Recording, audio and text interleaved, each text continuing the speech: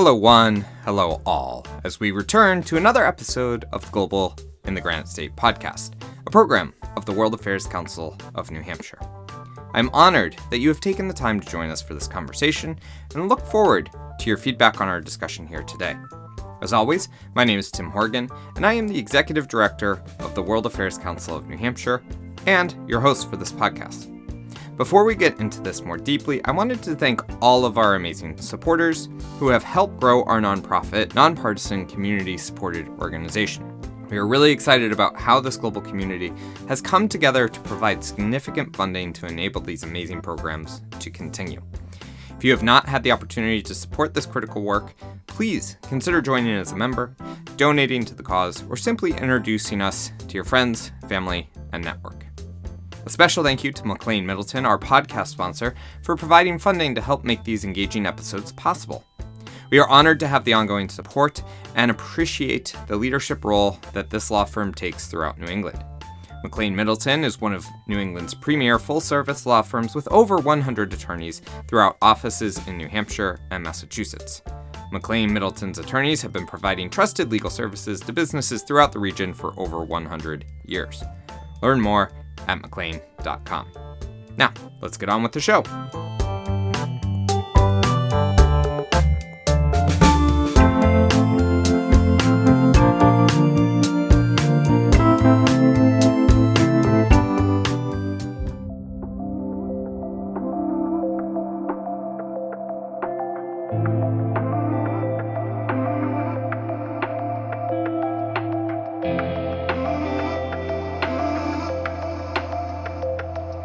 On July 9 through 11, the 32 nations of the North Atlantic Treaty Alliance, better known as NATO, will come together in Washington, D.C. for the annual NATO Summit. In its 75th year, this alliance has a lot to celebrate, a lot to be concerned about, and many decisions to be made. Chief among them, the issues that they will look at is support for Ukraine, strengthening deterrence and defense, growing arms production to meet current and future needs, enhancing the alliance structure, and getting the final few members over the 2% of GDP threshold. One thing that may not be on the official agenda, but is something that many of these countries may be worried about, is waning public support in certain areas of the population for the alliance itself. In Turkey, North Macedonia, Greece, and Bulgaria, less than 1/3 of the population approved of NATO leadership in a 2022 Gallup poll. The United States just cracked the 50% mark, with 54% of Americans approving of NATO leadership. Convincing broad swaths of the population about the continued relevance and effectiveness of this alliance should top many of the discussions, particularly with many misconceptions, half-truths, and outright lies swirling about. So I think there was a recent Secretary of Defense a few years ago who said that one of the U.S.'s greatest advantages is its network of alliances. And I think that's absolutely true in terms of prosperity, in terms of security, in a world which is so interconnected now, even more so than it was even 50 years ago. You think about the net benefit of having a secure transatlantic corridor. It's hugely beneficial to the United States. And so I don't see why the U.S. would want to give that away. That is Daniel Kochis, Senior Fellow at the Center on Europe and Eurasia at the Hudson Institute, where he specializes in transatlantic security issues and regularly publishes on United States policy in Europe, NATO, Baltic, and Nordic dimensions of collective defense, and Arctic issues. He also spent 11 years at the Heritage Foundation's Margaret Thatcher Center for Freedom. Before we dive too deeply into this discussion, let's set the stage a little. NATO was formed in the wake of the Second World War, just as the Cold War was ramping up. While the rise of the Soviet Union was one reason for this alliance, the founding documents indicate 3 areas of concern that this alliance was designed to tackle: deterring Soviet expansionism, forbidding the revival of nationalist militarism in Europe through a strong North American presence on the continent, and encouraging European political integration. It is interesting that in many of the World Affairs Council of New Hampshire events, our experts have stated that without the United States holding the alliance together, the Europeans would not be able to keep this going for long. Initially, this alliance started out with 12 member countries and has subsequently welcomed 20 new nations through 10 rounds of enlargement. As the Soviet threat waned in the 1990s, European countries take, frankly, a peace dividend. And so that is they slash their defense spending, they sell off equipment, they don't reinvest in things like tanks and aircraft. The United States does much of the same thing. So you think about the first Desert Storm, the first Iraq War, that was all equipment and funding which had been invested over the 20 years prior. And so you're sort of using that, paying down that account. That frankly stayed consistent in Europe across the basically 25 years after the end of the Cold War. So we had huge slashing of defense expenditures. We had countries which were taking that money and putting it into other political priorities, right? And so what that left, it was an alliance which in many ways for a lot of allies was hollow. They didn't have the equipment, they didn't have the personnel to be able to fulfill what is their Article 3 obligation in the North Atlantic Treaty, which founded NATO, to be able to provide for their own collective defense. This state of decline and mission drift for this alliance continued for 20 plus years, with the main focus of the alliance work being drawn to the Middle East and the post-9/11 world. As many will certainly know, the only time the alliance's collective defense provision, also known as Article 5, was used came in the wake of al-Qaeda's attacks on New York, D.C., and Pennsylvania. The Allies came together and told the United States that they were with us all the way and that whatever we needed, they would do. However, outside of this 20-plus year war, NATO has really been searching for a role as it has been so successful in achieving its initial goals. The problem is that the world is not static and old issues, rivalries, and grievances can return to the global stage. In 2014, we see that start to turn around. So 2014 is when the Russians annexed Crimea, they invade Donbass, and countries start to think, well, maybe we need to actually have tanks, troops, new bullets and munitions, and they start to invest slowly, reinvest in defense. So a few years prior to that, at the summit in Bucharest in 2006, NATO comes up with this aspiration for all allies to spend 2% of their GDP on defense. And they also come up with a second benchmark, which is within that 2% to spend 20% of that on new equipment and expenditures. Because, of course, if you just say 2%, a lot of countries are going to put that into, say, healthcare for their soldiers and housing and whatnot, pensions. So those are the two benchmarks which were agreed. Every ally agreed. Those were reiterated a few years later in Wales. But most countries are not taking this seriously. So in 2014, only 3 countries were hitting the 2% benchmark. That was the United States, the United Kingdom, and the Greeks. And then what happens is that spending starts to slowly ramp up. And in the past few years, especially after 2022, the second invasion of Ukraine by the Russians, we see this trend line really start to increase exponentially.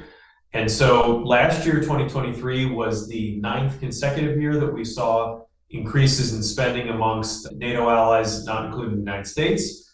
And so in 2024, the current year, it's expected that 2/3 of NATO allies will be spending this 2% of GDP. Basically, everyone now is hitting the second benchmark of the 20%. So a significant turnaround of spending. And that is, I think, starting to be seen in terms of the equipment that allies are being able to invest in and starting to have come online in the next few years. This here is key. Despite what some people would like you to think, the real impetus behind the movement towards increased defense spending was Russia invading another nation. As Daniel mentions, 9 consecutive years of increases and 20 new alliance members have reached or are exceeding the 2% threshold is quite the leap. However, it is even more stark when you look at the data since 2022, when Russia started its second, much larger invasion of its neighbor.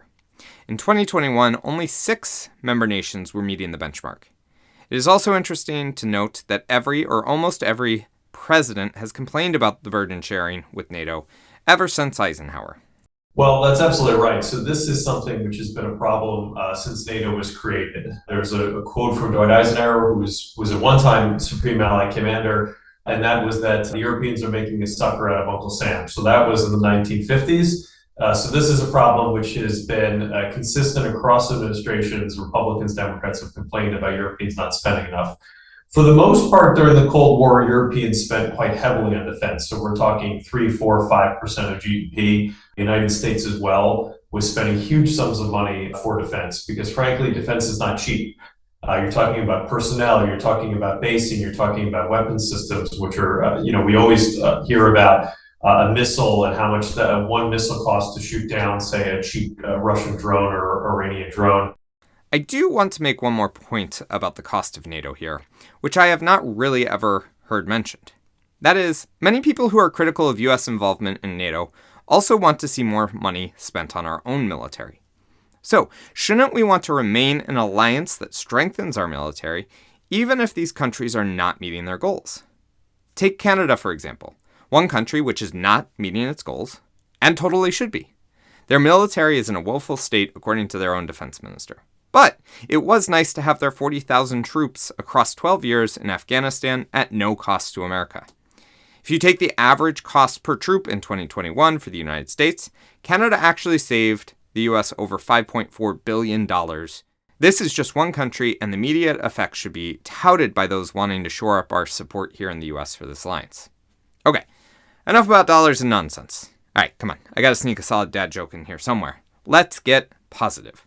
What are some of the strengths of NATO? One of the real strengths of NATO is that it's founded on certain principles, right? The principles that you and I would recognize: freedom, democracy, respect for human rights, these sorts of things, because we share these in line with the Canadians and with our European allies. There are very few countries outside of the sort of transatlantic orbit that share the same governance structure and same sort of respect for these principles. And so that has really, I think, helped endure. There's also, of course, a cultural component in terms of travel, in terms of background for most of these countries in the United States. And so you think especially about even 20 or 30 years ago, most people had a grandfather, say, who fought in World War II or in Korea alongside European allies. And so that sort of connection, I think, has really helped to keep the alliance strong. Another, I think, real strength of NATO is that it has been effective in preventing war and sort of safeguarding the peace and security of the transatlantic community. And so we haven't had the Soviets and now the Russians or any other aggressive party attacking in a conventional or nuclear sense these nations. And so what that's allowed is sort of prosperity to really bubble up underneath. So something like the European Union, in my view, never would have been able to originate, to grow, and to become what it is today if not for the security provided by NATO. And so that has been a huge net benefit for both sides of the Atlantic in terms of our prosperity. And so you think about it, even just take one country, the United Kingdom. It is the largest single incoming investor, foreign direct investor in the United States. So we have huge trade ties with all European countries, but in particular countries like the United Kingdom. That is a huge net benefit for the United States. It provides jobs on both sides of the Atlantic. This is a great thing. While I cannot find easy data to tell me what part of the world has been the most violent historically, it is easy to identify that Europe has had its fair share of wars, including the two most devastating wars in history. The fact that since the Second World War and the rise of NATO, Europe has been at peace is a testament to this alliance's strength. In addition, the ability for these nations to work together, along with the US, to create the most prosperous economic blocs in history is a testament to its usefulness. In addition, it is important to remember what we're seeing now is that what happens in North America, what happens in Europe, has both political implications for elsewhere. So I firmly believe that you could draw a link between the disastrous US withdrawal from Afghanistan to Russia's decision to invade, to the decision of Iran and Hamas to attack Israel. And the Chinese are also very closely watching this in terms of what they're going to do next in the Indo-Pacific. And so I don't think that any of this is happening in a vacuum. And I think what we're also seeing is that US adversaries are working ever more closely together. So the Chinese and the Russians are working very closely together with the Iranians, with the North Koreans. And so you think about that, why would the US want to give away its advantage in terms of being able to work with allies in Europe and also to somewhat of a lesser extent in the Indo-Pacific with the Japanese, with the Aussies, with the Philippines. So I think that it would be a huge strategic mistake to throw away that advantage. It isn't particularly costly. You think about a lot of the basing in Europe is actually paid for by the Europeans. These bases have been there for a long time. I remember at the end of the Trump administration, they had this plan, which was sort of half-baked, to bring home some troops from Germany back to the United States. but it was actually going to cost the US more to bring them back up front because there was no basing for them here. And so you're going to have to sort of reconstitute that. And of course, it also sends a more political message in terms of disengagement from the world. There is, I think, strands on sort of the fringe and the left and the right, which are frankly isolationist. They've been there for a long time. On the right now, on the conservative side, they're pretty vocal. But I still think they're a minority because when you look at polling, for instance, of US support for Ukraine and funding for Ukraine, even amongst conservatives, there's still majority support. But they're just particularly vocal. And so I think that it's incumbent upon leaders who believe a role for the United States in the world and the advantage of the US being a presence in the world to make that argument to the American people. And I think, frankly, leaders of both political stripes have been pretty lazy about doing that. Like I said, it doesn't cost very much. It's a huge net benefit to the United States. But you have to make that case time and again as to why is it important for the US to be putting sanctions on the Russians because of Ukraine? Why is it important for the US to be doing freedom of navigation operations in the Taiwan Strait? All these kinds of things I think that the American people get, but the argument needs to be put to them as to why that's effective, because I think sometimes the only thing they're hearing is the sort of negative as to why this is not an effective way for the US to be able to conduct foreign policy. This is one of the major goals of the World Affairs Council of New Hampshire and its sister organizations across the country. That is to remind people that this stuff is important, that people need to understand it, and that in a democracy, your voice matters for everything from the paving of your local streets all the way up to the decisions of war and peace. If public opinion sours on a military engagement, politicians will react to that, as they know their political careers depend on it. This can help explain why, despite relatively little investment and a huge role U.S. forces played in maintaining stability in Afghanistan, the Biden administration decided to continue with the Trump administration's plan to pull support for Afghanistan. So, as you consider how you can play a role in shaping the world, making your voice heard, as well as engaging your networks in global discussions, can help start to move the needle as politicians consider different approaches to the world. Of course, the U.S. is not the only country in the alliance that is causing indigestion as the member nations work to move things forward.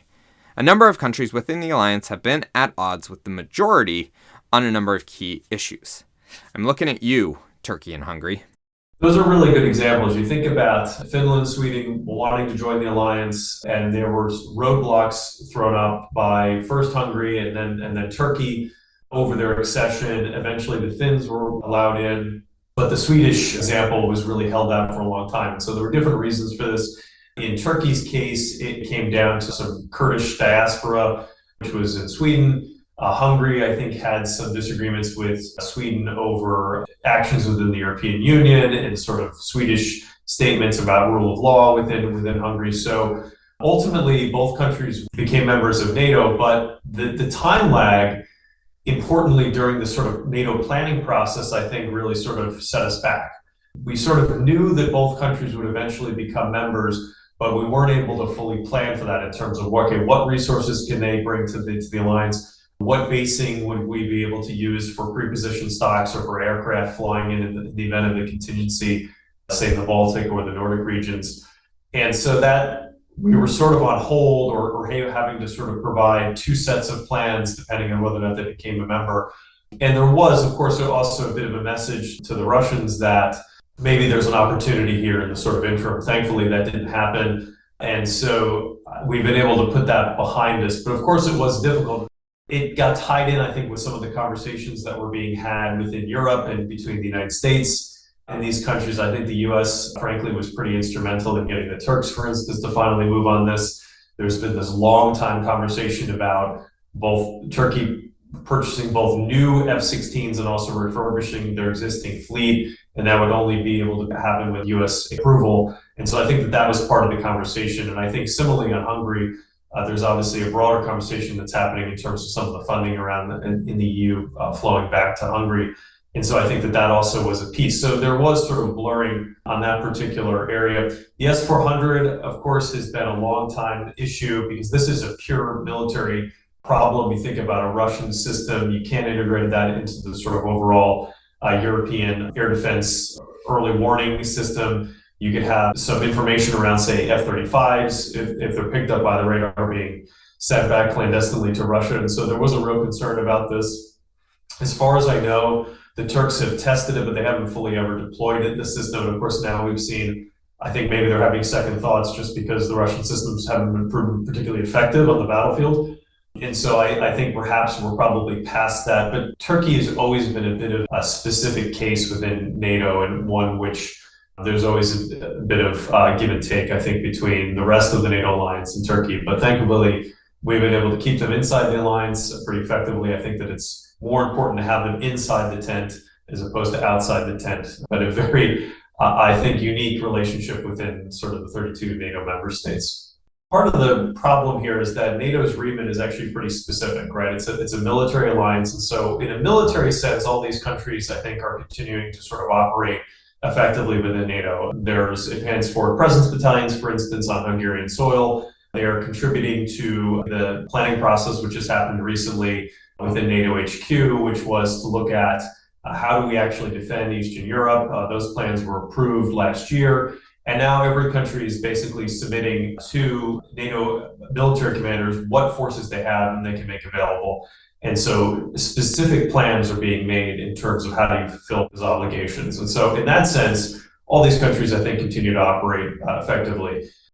It is great that they are all operating effectively within the alliance structures, but these fissures on the margins are certainly a cause for concern, at least, and a sign of something far worse at the extreme. All right, so now that we've focused on NATO, its history, and why it's important, let's dive a bit into the upcoming summit and what it is looking to achieve. So part of the summit, of course, is the celebration of 75 years. NATO was founded in April of 1949 in Washington, D.C., and so that's why the summit is taking place here. And so I think that part of it is, I think, celebrating really what the alliance has been able to do in terms of security for both the American people and the people of Canada and Europe, and its continued relevance. Frankly, NATO is more relevant, I think, today than it has been since all of the Soviet Union.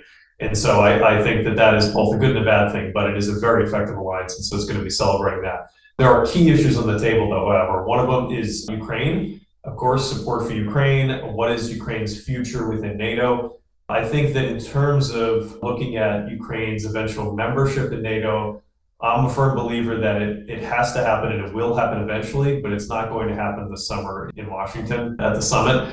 But I do think that there's going to be some effort to make further movement of Ukraine towards the NATO alliance. How do you sort of discuss that piece is going to be one tangible outcome, I think, is going to be taking the coordination mechanism, which the U.S. currently heads, and putting that under a specific sort of NATO hat. And so transitioning that from U.S. ownership and leadership to a one which is done by NATO HQ. And so I think that's going to be one tangible thing at the Ukraine front, which will be done. The second piece, I think, is going to be really, what do you do about the sort of hybrid threats, which have really ramped up pretty significantly over the past few years? And so these are all, we can talk about this, but these are all sort of activities that the Russians in particular are doing under the threshold of a conventional attack. And so how do you respond to that?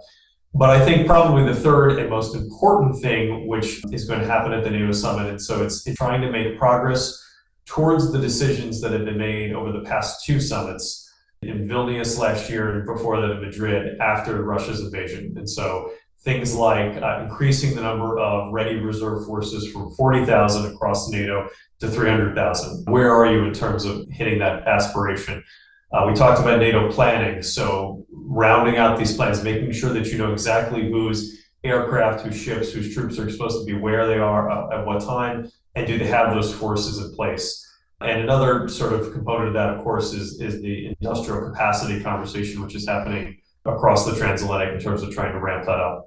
In some ways, it's more of a doer summit than making decision summits. We need to actually start to do the things that we've said we would do over the last 2 years. And where are we in terms of denoting progress there? And what do we need to do to get there and continue to make progress? One other thing that has come to the collective attention over the past couple of months, at least here in the United States, is that the NATO alliance currently only applies to areas of the North Atlantic, not to overseas territories. So, when the Falkland Islands or the Islas Malvinas, depending on your view of this conflict, were attacked by the Argentine government in 1982, Article 5 was not invoked. despite it being an attack against a British holding. There are other examples as well, perhaps most concerning for our US audience, that an attack against Hawaii would not be covered under NATO's alliance. However, here is an important point to consider, particularly as you listen to presidential candidates' views on the alliance. Ultimately, Article 5 being invoked is a political question. And so if something happens and a country asks for an Article 4 consultation, and then the allies get together, they can all agree that something is an Article 5 attack, regardless of whether or not it's covered, right? And say that we're going to respond. So this happened, of course, the only time that Article 5 has ever been invoked after 9/11. It wasn't sort of a conventional attack in the same way, of course, and so the sort of perpetrator, it wasn't a state actor, I guess outside of the Taliban. So there was this sort of political decision to make that an Article 5 conversation. And so I think that if you had a contingency where a overseas territory of a Western NATO member was attacked, that would be a political question which could be settled amongst the allies. Ultimately, I think any attack is going to be sort of a political question, even one that's very obvious. If a Russians send a battalion across the border into Finland, that would, to you and I, would be an obvious Article 5 situation, but ultimately it would still be a political question. And if the allies didn't agree that that was a sort of Article 5 attack, then you wouldn't have it invoked. Again, in that instance, I think that you would, of course, have it be invoked. But if there ever was this sort of question, then you might have a response by sort of a constellation of countries rather than everyone. And we've had this conversation a bit at the margins in terms of there have been some Russian missiles which have fallen in sort of NATO territory, or there was this early on in the war, there was this drone which landed in Croatia, Russian drone. And so it's always this sort of question. This is the conversation that's happening around a lot of the hybrid attacks. Is this mall being set on fire in Poland, and the largest mall in the country being set on fire? Is that an Article 5 attack? I mean, that's a political conversation in question. Or any of the sabotage operations, or the Russians using chemical weapons against a dissident in the UK and injuring, or I think maybe even killing some British civilians who happened to be in the wrong place at the wrong time. That's ultimately a political question. And so I think similar to sort of the conversations around what is and is not sort of covered by Article 5. But ultimately, look, there's plenty for NATO to do in terms of its treaty area of responsibility. In the event of a contingency, I think that can be a conversation which would be discussed and probably taken care of. On the other side of things, simply because Article 5 is invoked by the alliance, that does not automatically activate the military of any alliance member. Article 5 provides that each country has to go through its own process to approve military action. So, in the case of the United States, the Congress must provide some authorization for the use of military force or a declaration of war. The president must then approve this authorization or declaration and then mobilize the military. So, even though Article 5 is sometimes talked about as a foregone conclusion, it really remains a political one. As Daniel mentions, there have been several not-so-clear-cut attacks which the alliance needs to deal with and understand how to respond to. So there's a huge variety of hybrid measures that the Russians use. Sabotage is one which has been used increasingly, I think, over the past few years. There's a few examples in the United States that may be Russian sabotage. There are many in Europe that we know are Russian sabotage because we have either video cameras, we know the specific Russian unit which typically carries out these sabotage attacks, or we have, for instance, there was a foil plot just a day or two ago of joint Russian-Ukrainian nationals who were going to be taking part in a sabotage operation, I think, in Poland. And so law enforcement were able to get their telegram communications with the Russian handlers, arrest them before they were able to carry out the mission. So that's an example of how we would know that the Russians were behind it. Cyber operations, you can attribute that based on following the breadcrumb trail. There are other operations which are much clearer. So you think about last October, there was this Baltic interconnector, which is a pipeline under the Baltic Sea, which connects Finland and Estonia. A ship, which was Russian and Chinese vessel, dragged its anchor intentionally across the seafloor and broke the connection. Finnish authorities have said they're sure that this was intentional sabotage now. And so we know whose vessel it was, where it was registered, and so you can attribute that.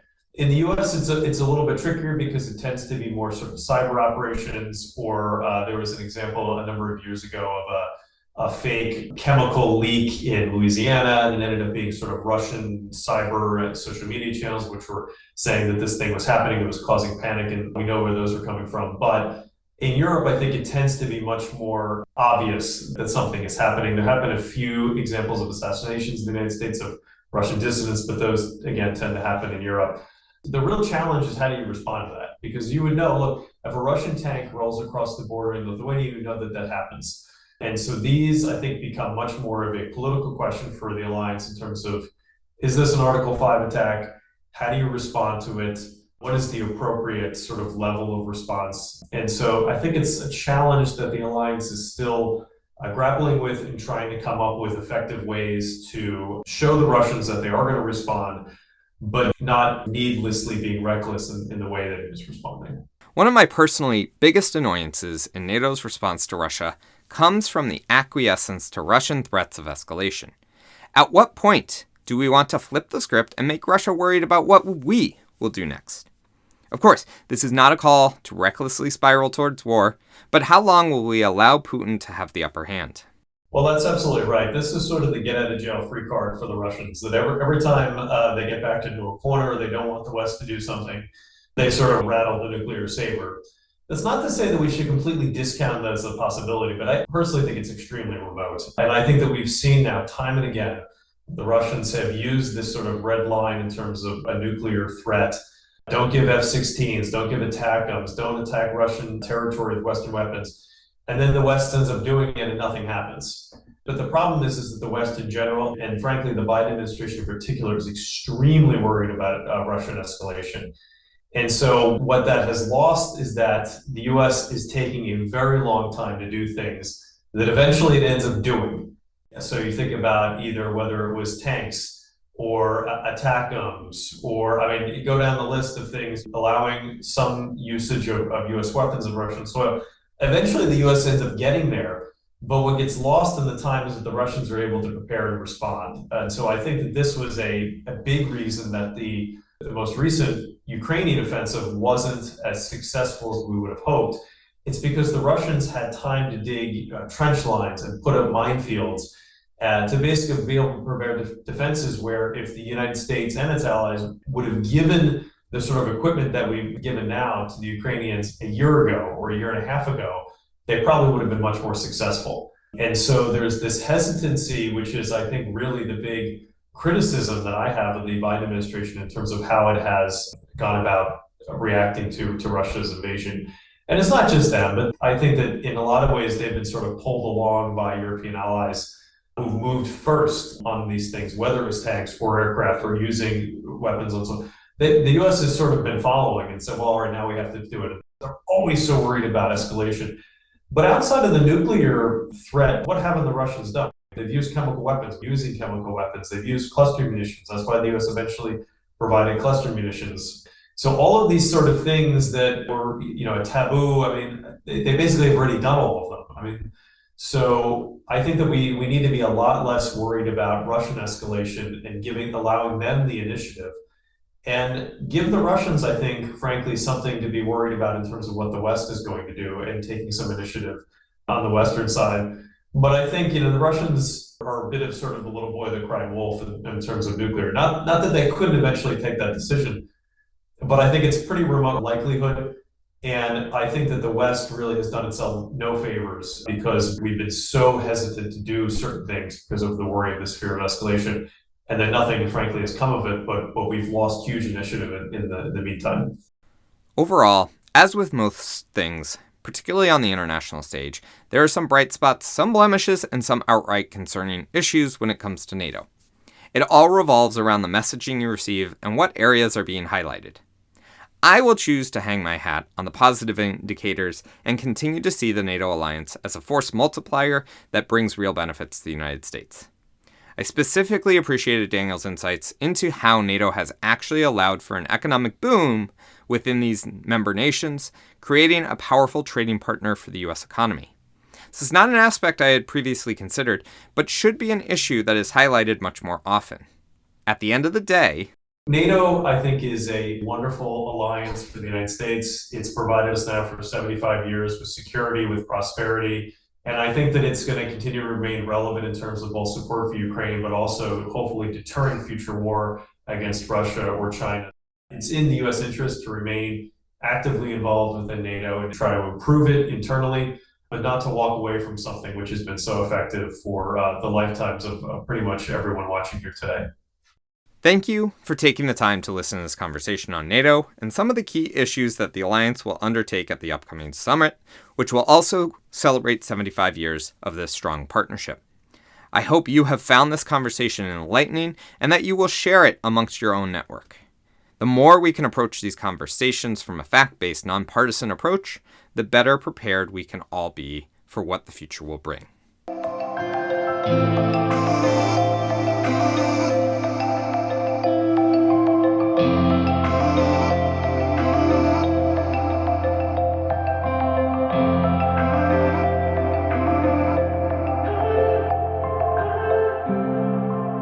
This has been The Global in the Granite State, a program of the World Affairs Council of New Hampshire.